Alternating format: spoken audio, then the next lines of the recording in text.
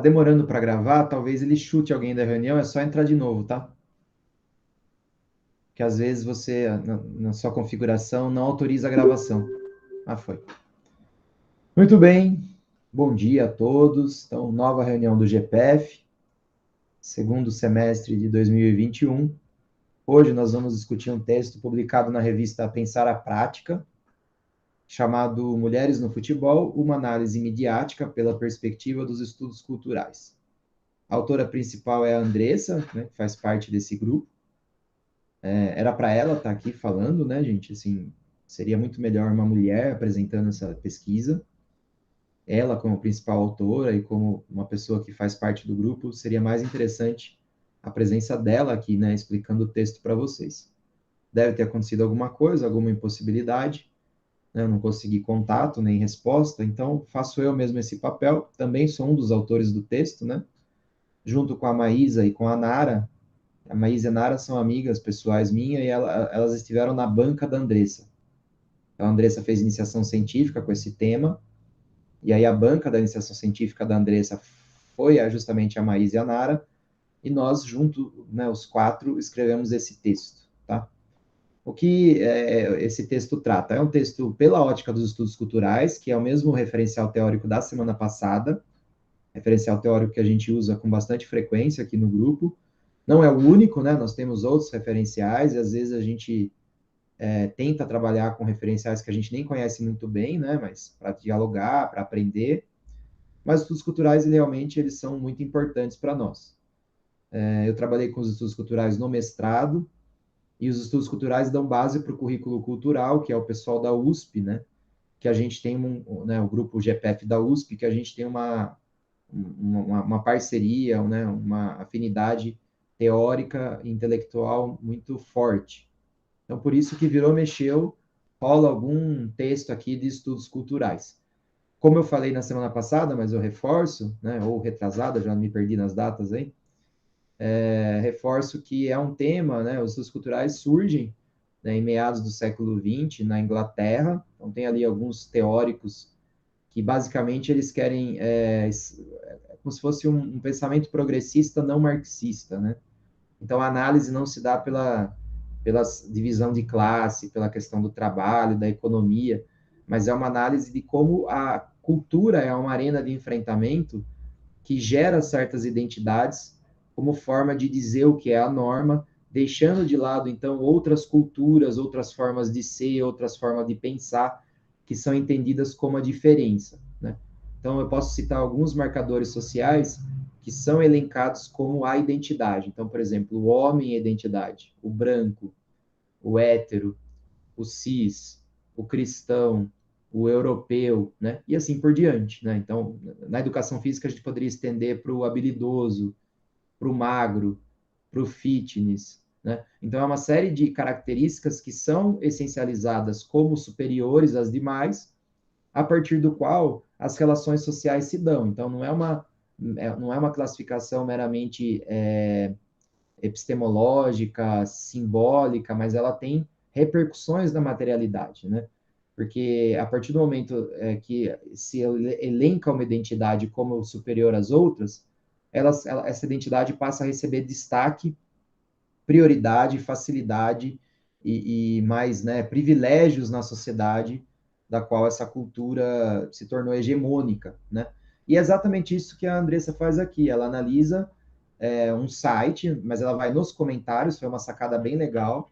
Ela vai nos comentários das pessoas, então ela não está analisando o conteúdo midiático veiculado pelo site, ela não está analisando a postura da instituição midiática, mas ela está analisando como que os usuários daquela mídia comentam o futebol feminino, né? E aí ela vai percebendo que tem ali nos comentários uma série de posturas que são claramente machistas, que definem a mulher como inferior, como subalterna, né? E as mulheres que se destacam e jogam bem são elencadas como masculinas, como, né, não mulheres, elas deixam de ser mulheres quando elas passam a ser competentes na prática esportiva.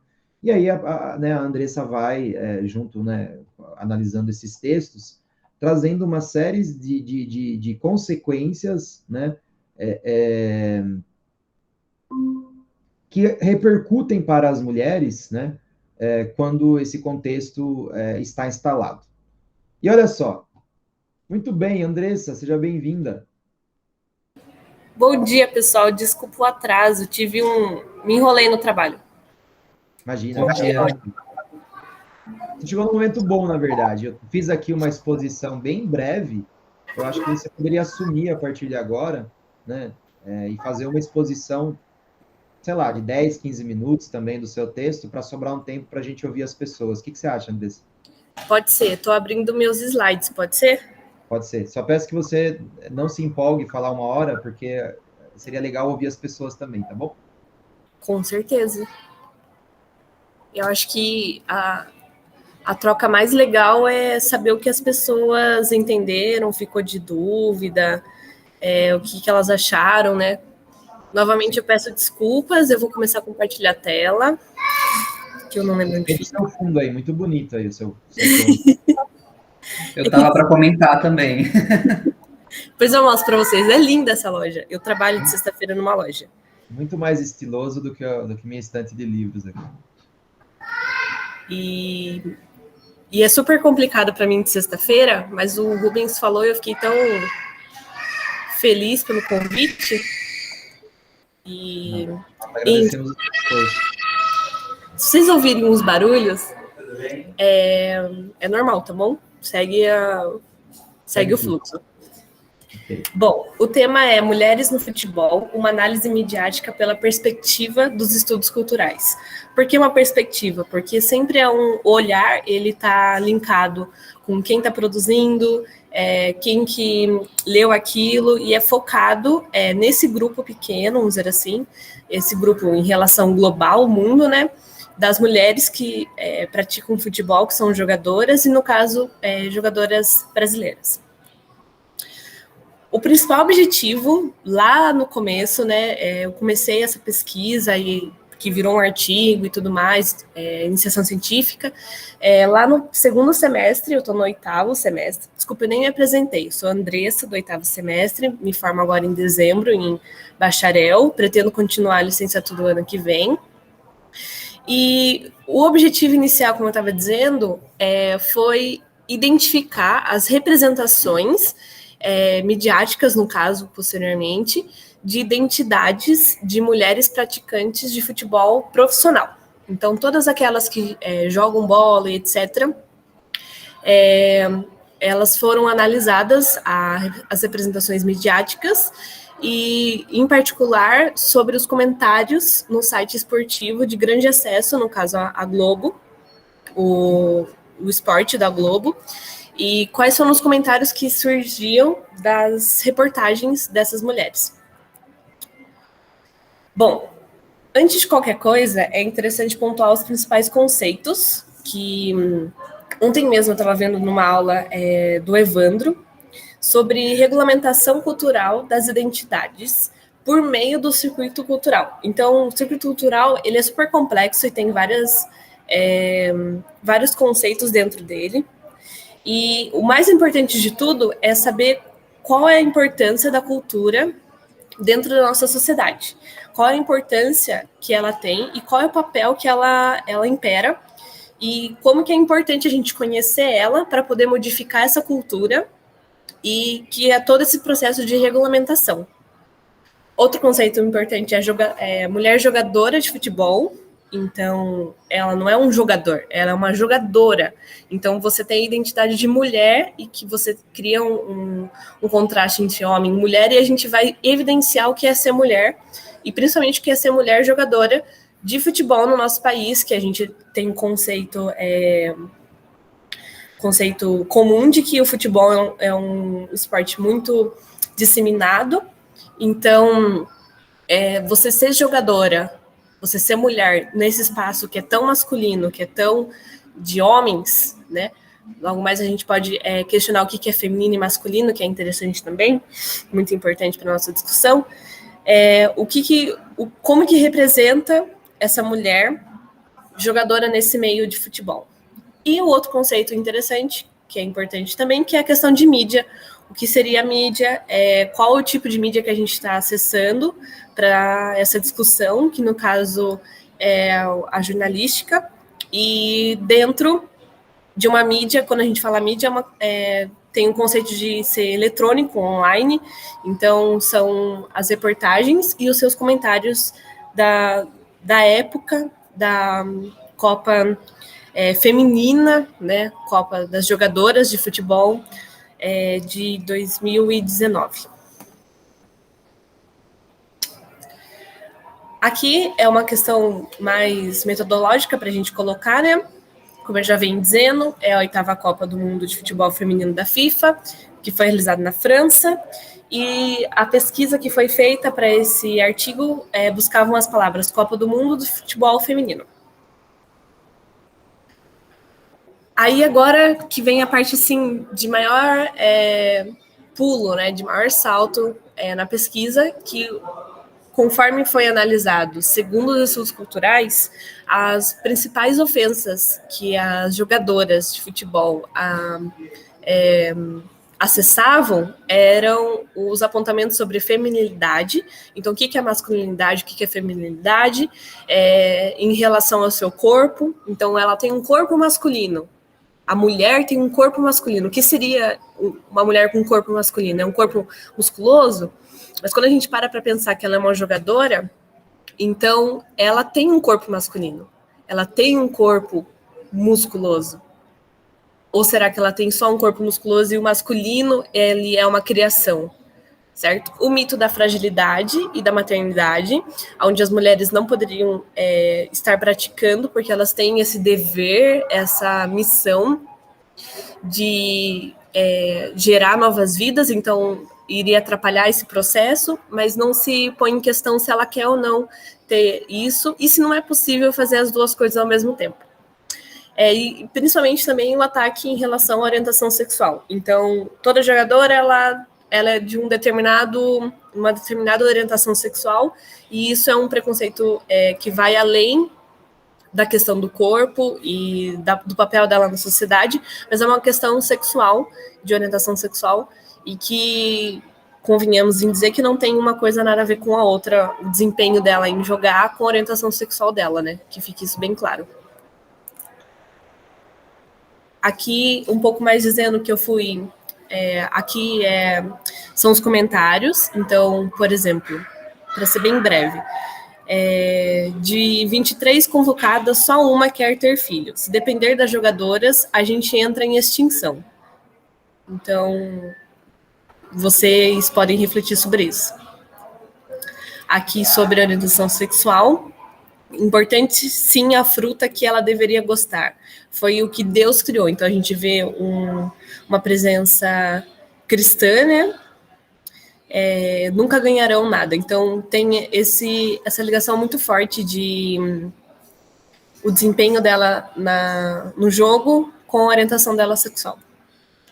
Bom, conclui-se que os espaços colaboram na construção de que é ser mulher, ou seja, na questão cultural, e todos esses espaços, eles buscam todos é uma informação muito forte, né?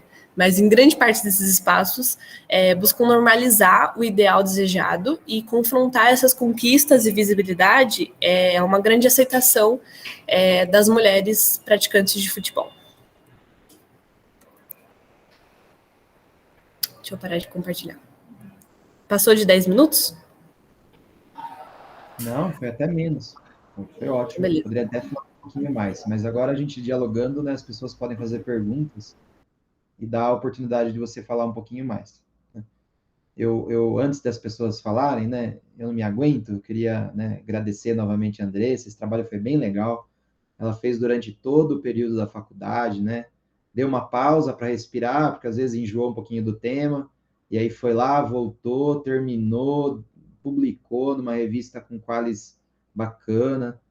Então foi um movimento bem legal, assim, eu achei bem legal mesmo. E para culminar com, né, a cereja do bolo, hoje, especificamente hoje, Andressa, olha como às vezes, né, as estrelas se alinham, né? Eu acabei de receber aqui em PDF o nosso livro publicado, né? Então esse texto seu, mas aí só seu, né, com a sua escrita original, né, sem passar pelas 4 mãos, né? ou 8 mãos, né? Das 4 pessoas, ele faz parte de um dos capítulos do livro, né? E o livro chegou hoje em PDF, não chegou o livro físico ainda. A Gabi, que aqui está, também tem um capítulo lá, né? Então é um livro bem legal, ele marca aí 4, 5 anos de um grupinho bem bacana, que continuam com a gente, né? A Gabi some e volta, a Andressa também. A gente não perde o vínculo, mas a gente viveu assim bem próximo durante 4, 5 anos de todo esse processo da escrita, né?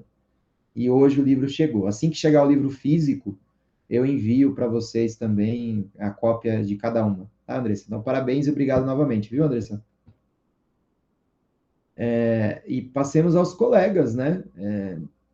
Querem fazer perguntas ou comentar? Vocês podem fazer perguntas para ela, não sei se ela está aí ou precisa dar uma saidinha, ou vocês podem fazer comentários mesmo, né, acerca do texto, fiquem à vontade.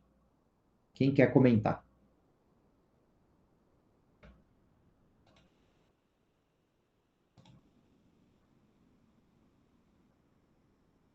Eu queria saber, será que a Andressa está aí ainda? Andressa, aconteceu alguma coisa? Você teve que sair?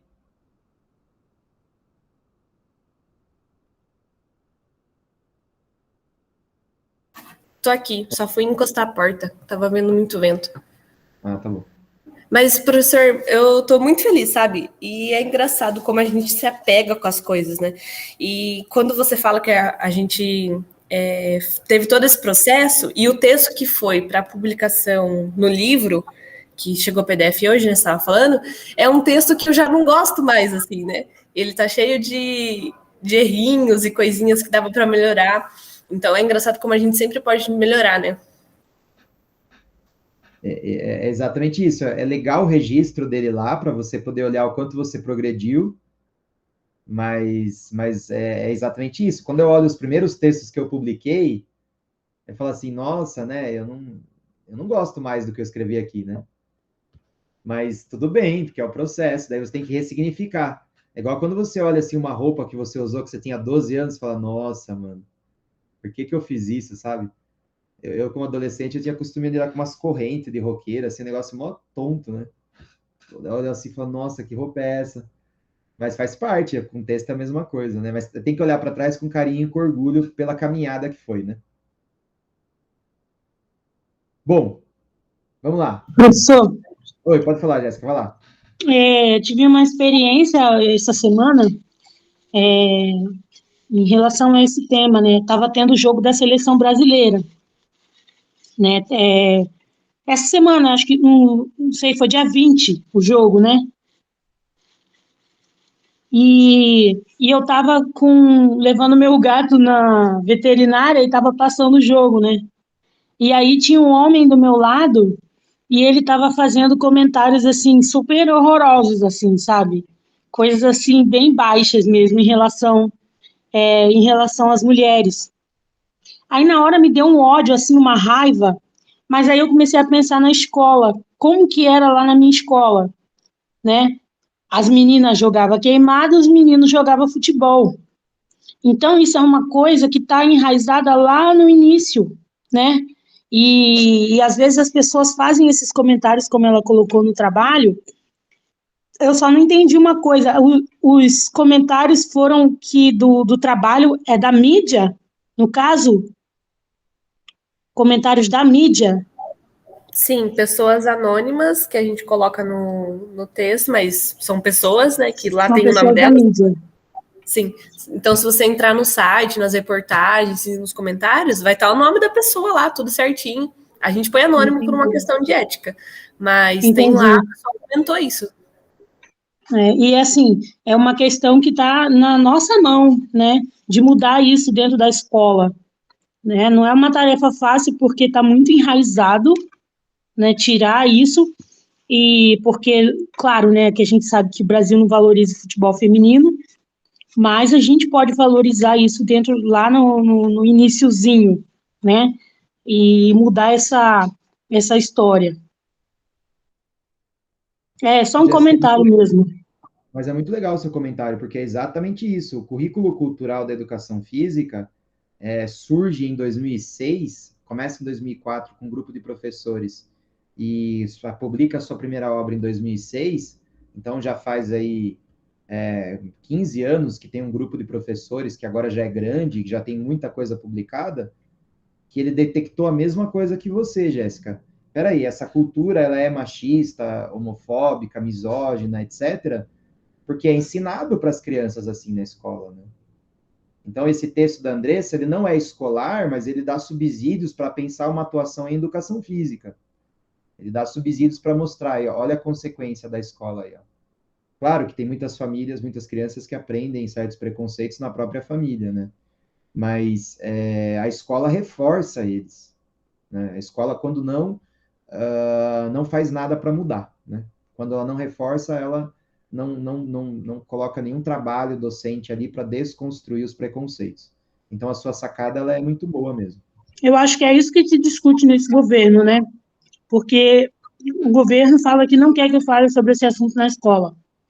Mas eu creio que não seja ensinar para a criança sobre essas questões, mas sim o respeito, né? A família não precisa é, gostar ou apoiar a homossexualidade da jogadora, mas o filho, no mínimo, ele precisa aprender a respeitar, né, essa ideia, porque eu jogava basquete no Vasco da Gama, e aí meu pai queria que eu saísse porque a professora era homossexual, só que ela era ótima, era muito boa. Eu falava, mas pai, não tenho nada a ver com isso, né? É, ela é boa e tal. E aí ele me tirou do basquete, né? Então, assim, eu acho que as pessoas, como posso dizer, se você é gay ou, sei lá, cis, você não é capaz de oferecer um bom serviço, no caso, entendeu? E a família hoje precisa falar disso na escola para respeitar, mais o respeito, porque não acontece isso. Ô, Jéssica, é pior do que isso, eu concordo com você, mas eles não associam qualquer identidade subalterna, e qualquer uma, tá? Qualquer uma que escape do homem branco, hétero, cristão, etc., eles não associam a incompetência, eles associam a coisa pior, eles associam a pedofilia, né? Então, na cabeça de um preconceituoso, a mulher, ao jogar bola, primeiro que eles associam que uma mulher que joga bola, automaticamente ela só pode ser homossexual. Já é o primeiro grande preconceito. O segundo grande preconceito é que, sendo homossexual, ela só pode ser pedófila, sabe? Alguma coisa assim. É um desencadeamento de preconceito, assim, que vai ligando um no outro, né? Que é extremamente ignorância mesmo, assim, da mais pura e simples. Mas isso é cultural, isso é criado culturalmente. Essas pessoas, elas estão simplesmente reproduzindo aquilo que elas aprenderam no que a massa da população pensa, né?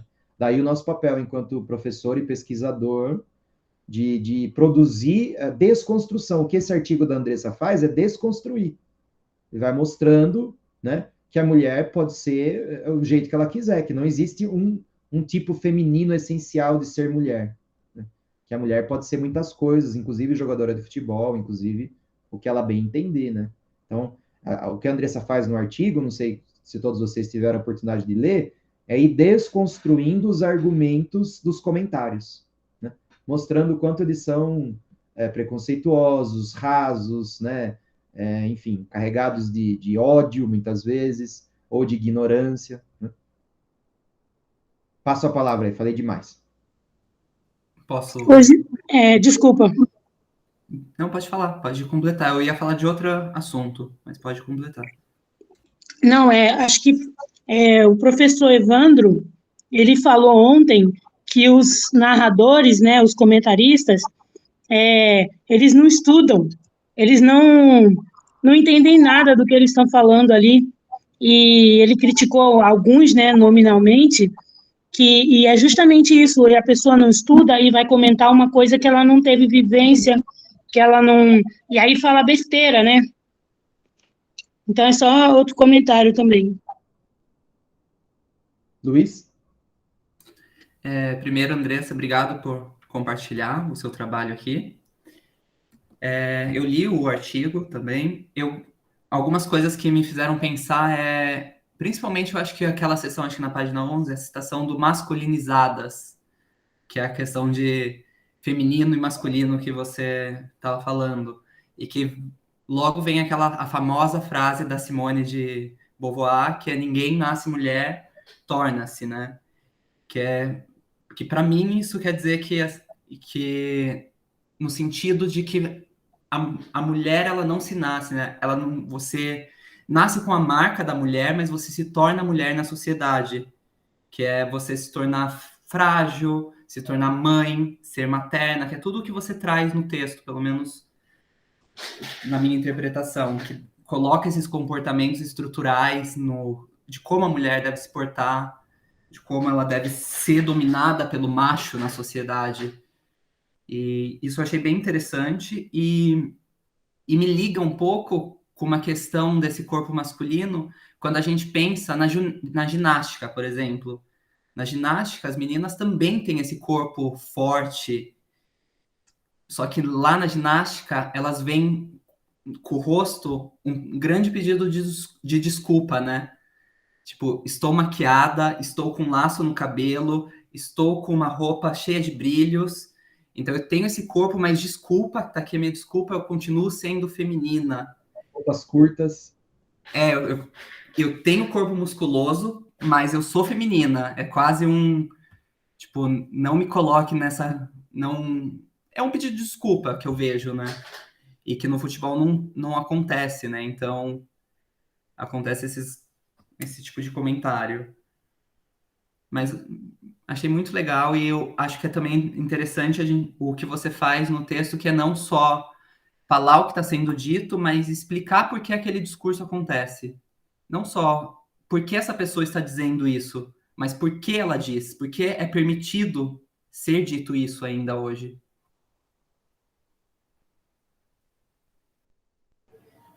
Um comentário. A Marta, dentro dessa última Copa, ela usou batom vermelho, né? Que poderia ser interpretado como uma forma de feminilidade. Ela está expressando a feminilidade dela, mas foi visto de outra forma. Foi visto como um ataque. E, na verdade, foi um ataque. Foi uma questão de presença e de dizer assim, eu uso batom vermelho se eu quero e pronto, né? Mas acharam um absurdo ela estar usando assim, né? Tiveram muitos comentários também. Então você vê que até nessa questão de quando ela vai usar uma maquiagem, que poderia ser nessa mesma linha de pensamento seu, ela usou maquiagem, então ela tá sendo feminina, e ela foi atacada por usar batom vermelho. Parece que para algumas pessoas, o fato da mulher ousar sair do papel de subalterna, não importa o que ela faça, vai encontrar um argumento para criticar e para inferiorizar. Então, se tá de batom é porque ele faz uma piada de mau gosto. Se tá sem batom é porque não é feminino o suficiente, né? Então, é assim, a partir do momento que você ousou quebrar o que é a identidade, né? E aí, qual é a identidade dedicada para a mulher? A mulher tem que ser a que obedece o homem, né? A que cuida da casa, a que cuida dos filhos, né? A partir do momento que a mulher ousa sair desse local para ser uma jogadora, ganhar prêmio FIFA de melhor do mundo, né? E viver uma vida que muitos machos estereotipados gostariam de viver, mas nunca vão chegar lá, né? E aí isso gera uma espécie de ressentimento, discurso de ódio, né? Porque, veja bem, por que tanta maldade e acidez nos comentários, né? Por que tanta vontade, né? Se você não gosta de uma determinada modalidade esportiva, ou se você não gosta de assistir esporte feminino, é uma questão bem subjetiva, você não assiste e pronto, né? Agora, você se tirar tempo da sua vida para sentar na frente do computador, para ler uma matéria, ir lá, fazer comentário maldoso, significa que você está investindo energia, né, nesse combate cultural. Você está gastando energia de tempo de vida para ficar depreciando a atuação cultural do outro, o espaço que o outro possui na cultura. Ou seja, é um enfrentamento mesmo, é meio que volte para o seu lugar, sabe? Você está onde não deveria, né? É um ressentimento forte mesmo, assim, né? De pessoas que muitas vezes são bem frustradas com a própria vida. Isso é meio que nós saímos um pouquinho do âmbito da cultura e indo um pouquinho do campo né, da questão mais psicanalítica, você dedicar tanto esforço para agredir o outro, normalmente é uma questão mal resolvida em você mesmo, é um ressentimento ali grave, uma frustração, um ódio, uma insatisfação com a própria vida, que você tem que sair por aí, né? Gente, quem tá bem não tem tempo de encher o saco dos outros, né? Que mais, gente? Pode falar, Jéssica. Vou falar um pouquinho, professor. Vai lá, Gabi. Bom, primeiro, parabéns, Andressa. Eu gostei bastante do texto, achei ele bem aprofundado, mas ao mesmo tempo ele ficou bem leve de se ler, então ele foi um texto gostoso de ler. Eu achei, foi um pouco de gatilho para mim também ler ele, porque é algo que tinha ficado esquecido na minha vivência, porque eu passei muito tempo da época de escola jogando futsal feminino na escola, e eram coisas que depois eu tirei da minha vida, eu não pensava sobre, porque eram coisas que também acabou me afetando, porque tinha muito isso. Eu era uma das meninas tecnicamente mais femininas que jogavam, então tinha todo uma hipersexualização em cima da gente, que tinha esse jeito mais feminino, e ao mesmo tempo um super ataque nessas meninas que tinham. Não tinha nenhuma pessoa ali podia estar livre disso. Ou você era sexualizada, ou você era atacada. E isso era uma coisa que tinham entre os outros alunos que jogavam também, os meninos, tinham entre os professores, entre pessoas quando a gente ia para os campeonatos. Então, tipo, estava em todo lugar, é algo que está enraizado desde sempre. E não se vê as pessoas querendo tirar isso. Vê as pessoas se sentindo mal por isso. Mas é normal porque está na cultura. Aí eu achei isso uma coisa muito pesada.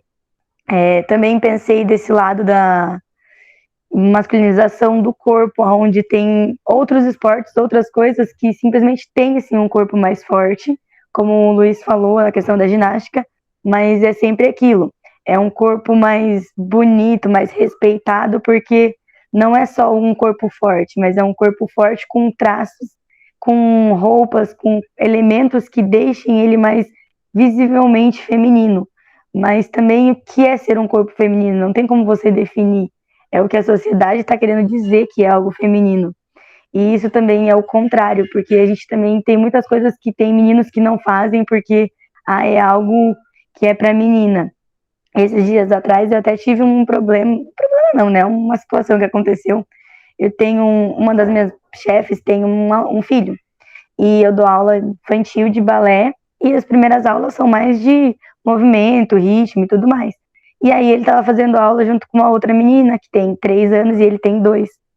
E aí no final da aula minha chefe veio falar comigo, perguntou se ele tinha atrapalhado, que tinha ficado com medo, que não sei o quê. Eu falei que não, que ele podia continuar fazendo. E ela falou que ela não queria, porque ela não tem preconceito, é sempre esse negócio. Eu não tenho, eu vou falar que não, mas depois eu vou atacar.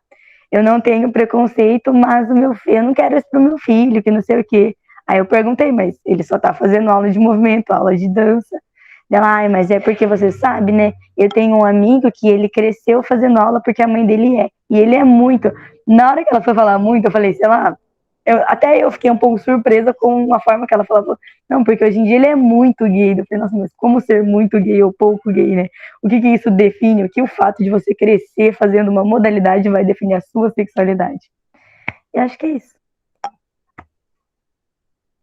Curioso, você me fez lembrar das aulas lá no Petico, o quanto não tinha meninos. E eu aceitava meninos tranquilamente. E os poucos meninos que apareceram por lá, eles acabavam desistindo, se eles fossem um pouquinho mais velhos, porque todo mundo tirava sarro, saía dali, tinha aquela outra molecada que fazia basquete, futebol, tirando sarro. Ou eles se sentiam intimidados porque só tinha menina no ambiente. Então ele fazia 1, 2 aulas, ele não conseguia se conectar, conversar, né? Porque a gente é ensinado essa separação muito cedo, né? Muito cedo a gente é ensinado que não se conversa, não se mistura, né? Então não conseguia gerar vínculo com ninguém, nem com o espaço, e acabava desistindo. Os meninos acabam desistindo ou por preconceito dos outros, ou por não se sentir bem ali dentro, por não ver nenhum, apesar do professor ser homem, não encontrava nenhum outro modelo ali, espaço para continuar nas aulas. Que também é fruto. E isso daí, quando ele não tem contato com as meninas, ele não pratica ginástica artística, porque isso é coisa de mulher, isso vai reforçar no futuro o menino machista, né? É esse mesmo menino que chega lá com 14, 15 anos e ele é machista, ele é homofóbico, né? E o que me lembra das aulas de luta, quando esses meninos chegavam com essa mentalidade já formada culturalmente, né? Foi reforçada pela família, pela escola, etc. Eles iam lutar contra as meninas e quase sempre, dependendo das meninas que eles iam lutar, se fosse contra a sua prima, por exemplo, eles perdiam, né? Eles perdiam. E aí era meio que um choque cultural. Peraí, mas a mulher não é inferior, mas eu acabei de perder para uma mulher, né?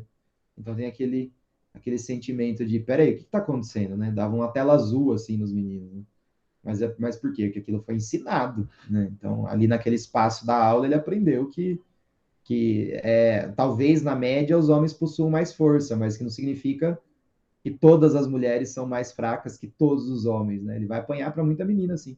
Principalmente quando ela treina, né? Quando ela pratica e tal, né? Então, isso me fez lembrar essas coisas. Outra coisa que sua fala me fez lembrar é que muitas vezes o esporte feminino que é aceito, parece que muitas vezes ele é aceito por causa da espetacularização do sexo e não por causa do desempenho esportivo. Então você pega alguns esportes como o vôlei, isso é muito característico, né?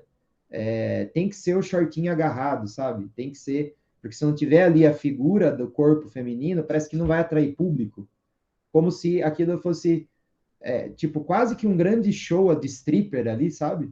Né? Que as pessoas só vão assistir se tiver aquelas meninas, né? Porque, mas é vôlei na praia, é biquíni. E tá tudo bem usar biquíni caso o atleta queira. Veja bem, não estou moralizando aqui, dizendo, nossa, que indecência. Não é isso. Se a atleta quiser usar biquíni e é um ambiente que isso pelas regras é tolerável, tá tudo bem. O lance é, ao obrigar a usar biquíni, né? E aí as atletas que tentam usar outro tipo de vestimenta são punidas pelas federações. Isso deixa claro que essas instituições elas estão focando na audiência, elas não querem perder a audiência. E que a audiência dela assiste por causa do corpo das atletas e não por causa da modalidade. E como elas não querem perder dinheiro, elas reforçam certa maneira de olhar para o esporte, futebol inclusive, mas para o esporte feminino.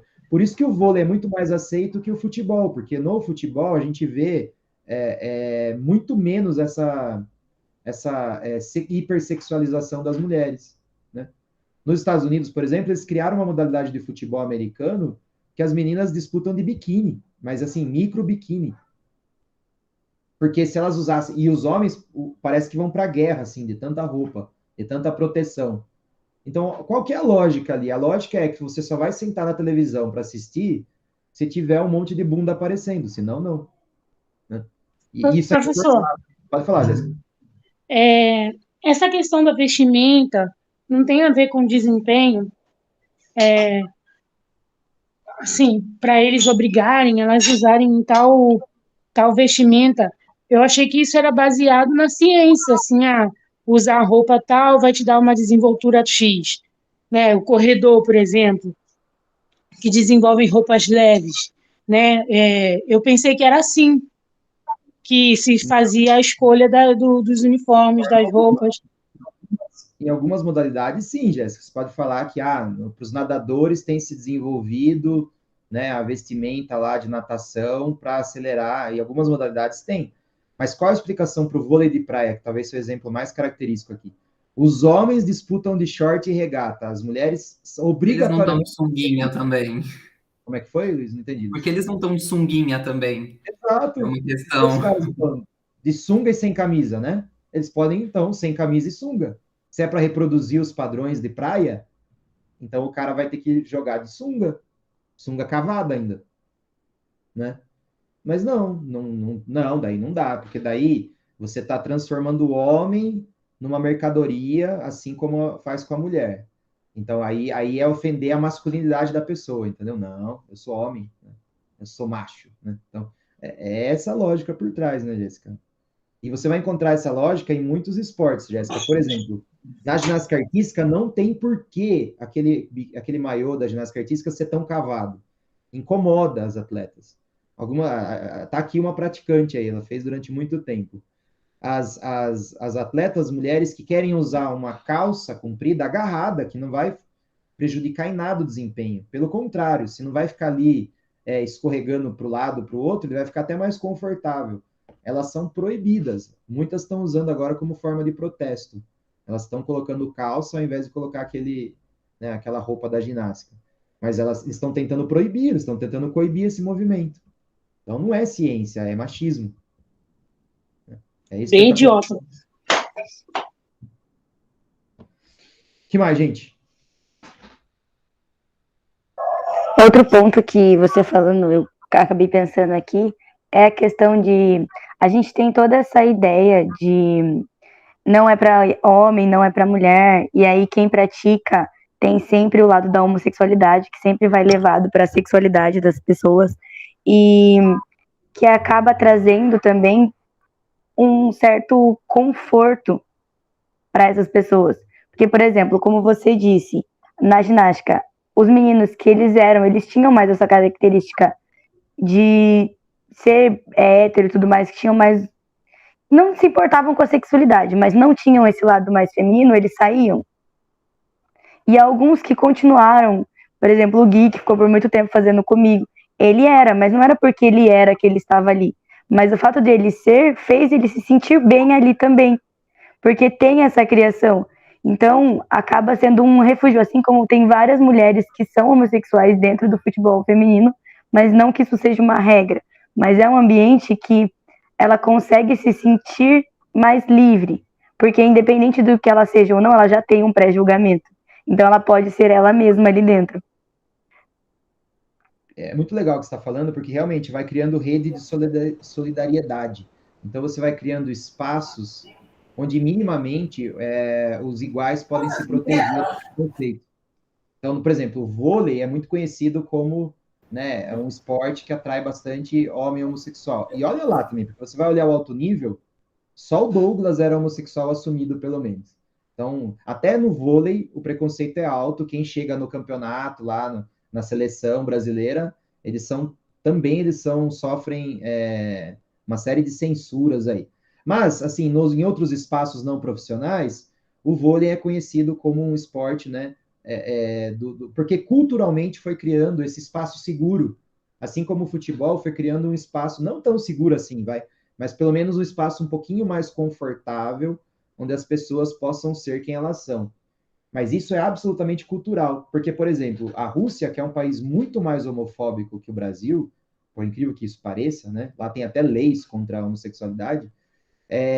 A ginástica lá, ela não tem zona safe nenhuma para mulher, para homem homossexual, nada. Ao contrário, lá, os ginastas, se algum for homossexual, tem que ser escondido. Ele não pode se assumir.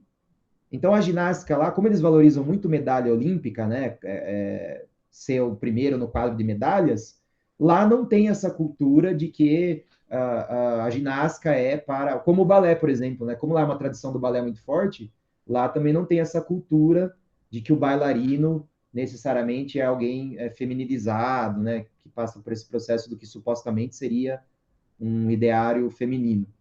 Veja como a cultura é um aspecto sempre local, contextual. As ações culturais que se dão aqui no país, na nossa região, na nossa cidade, são diferentes de outros espaços, né? Essas coisas se dão de maneira diferente. O que é padrão? O que é que se repete em todos esses espaços? Pessoas definindo o que é identidade para excluir qualquer outras que não se encaixem. É isso que acontece. Então vai criando quem tem o domínio da norma, e qualquer pessoa que não se encaixe no domínio da norma é considerada a diferença, e ela vai pagar o preço por isso, ela vai sofrer o preço da exclusão por isso.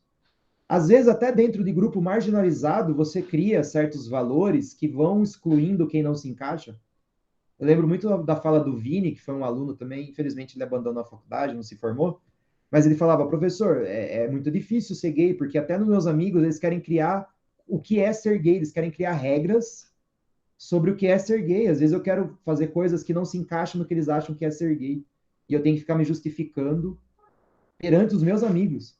Né? Então, esses esquemas de força, eles estão por todo lado, né? Criando regras, moralizando, dizendo como as pessoas devem ser, como uma mulher deve ser, como uma atleta deve ser, como uma jogadora de futebol feminino deve ser. E aí, qual é o papel da educação? Né? Qual é o papel da pesquisa?